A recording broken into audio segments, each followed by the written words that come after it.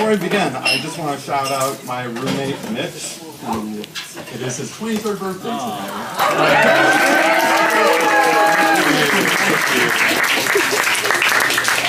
Thanks a lot, Scrooge. I learned about 15 years ago.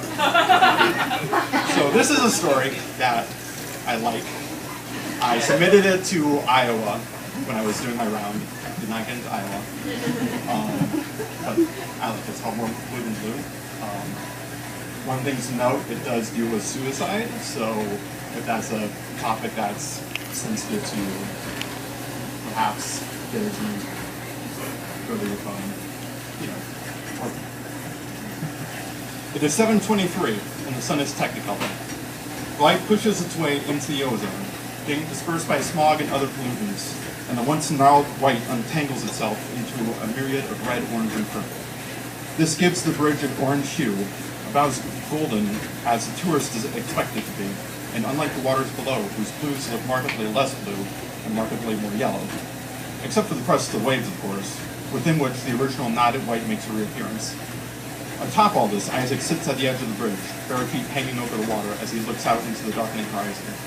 He's listening to a playlist of his favorite songs, skipping to the next track every minute or so, hoping to get as much as he can out of these next few minutes.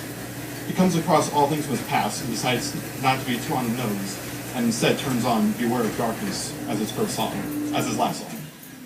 As George's cigarette-tinged voice fills his ears, Isaac refreshes Snapchat, hoping that his phone forgot him to send him new notifications, but again, Rachel's at the top of his list, a snap he opened about a half hour ago. Isaac wonders if there is a way to access the account after his phone gets bricked from water damage. Hopefully, no one sends anything that would get him in trouble. After he abandons the idea of a last conversation, he closes his eyes and stretches his neck, exposing it to the sunlight, and he wishes that the race had weight. Hey! A disheveled man calls from the walkway, clutching the rusted handrail. His voice is barbed wire slicked with honey. Isaac takes out an earbud. What? What do you want? That's $1 million question, isn't it? The man stares at the sunlight, fighting his dirty fingernails. Maybe a Tesla? A badass? World peace? A Coors Light? It varies, really. We can come back to that. Question is, what do you want? To be left alone? Like, don't you have pedestrians to harass about God or aliens or something? I'm just listening to music. Kid, I'm not done. I see your wallet and shoes over there. You're about to do something really stupid, aren't you? You wouldn't understand. The man lets Isaac's comment die in the air. Can I come sit by you? I'm not going to try shit. You're free to do whatever the fuck you want. Swear on my life. Sure, Isaac says. The man climbs over the railway and slinks down to Isaac's beam. His hair is a gray bird's nest, and he has what could be considered a 20 o'clock shadow. There's a complete absence of the expected odor, strange enough. It's a beautiful sunset, isn't it? The man says. Sure. The man swings his feet under as he basks in the last light.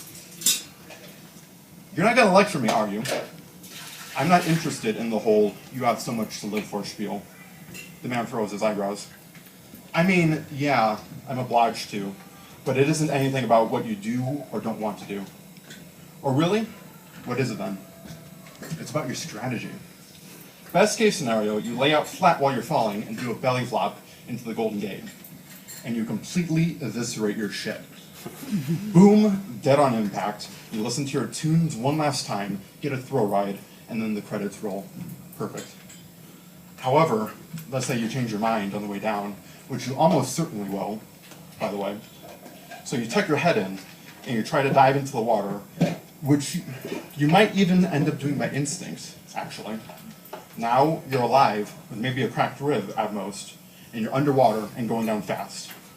You're maybe 100 feet deep by the time you slow down enough to start swimming.